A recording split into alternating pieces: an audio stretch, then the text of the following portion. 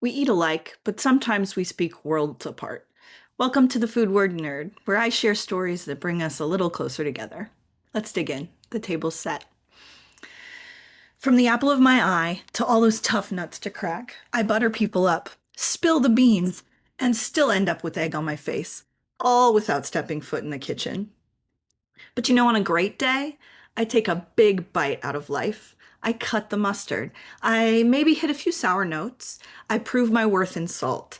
And somehow I still have my cake and eat it too.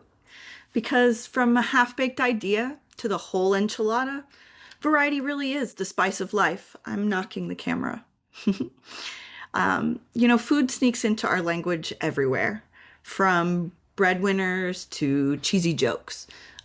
Today, we're going to dig into why we describe our lives with food, what these idioms reveal about history and culture, and how the same idea shows up all around the world. In English, a breadwinner is one who provides for the family. And that phrase shows up in the 1800s when bread was the core staple of survival. But the interesting part is that every culture does this. They turn their staple food into a survival metaphor. So in France, you earn the bread, is the literal translation. In China, your job is the rice bowl. And an iron rice bowl means a job you'll never lose. In India, they say the one who earns the roti. And in Egypt, the word bread literally means life. In Spanish, ganarse el pan, to earn the bread, means making a living. And it's all different foods, but the same idea. Work equals survival. Rice bowl metaphors spread not just in local culture, but through colonization and trade, which is a reminder that our food often moves with power, not just with people. And bread became the survival metaphor in so many languages because European colonial powers exported not just their wheat, but also their words. Even in places where rice or maize were more central, colonial languages kept bread at the center of survival metaphors.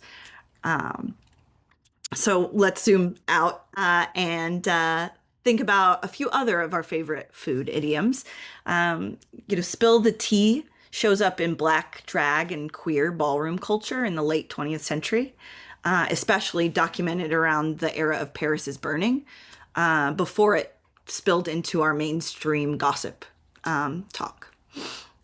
And salty began as sailor slang. A salty dog was a cranky old sailor.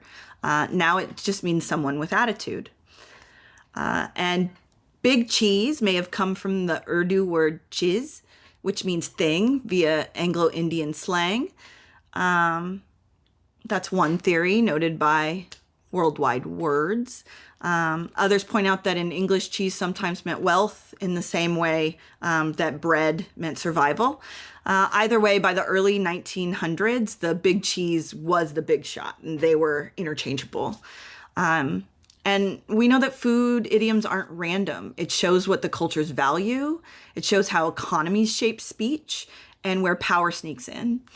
But they're also just plain fun. Cool as a cucumber, piece of cake, bring home the bacon, salt of the earth. What's your family's food phrase? Do you ever misquote them like we do? Have little inside jokes? Drop some in the comments. I'll put together a map of some favorites based on where people weigh in from. The truth is, it's same food, different worlds, endless stories. Thanks for nerding out with me today. Until next time, keep curious and stay hungry.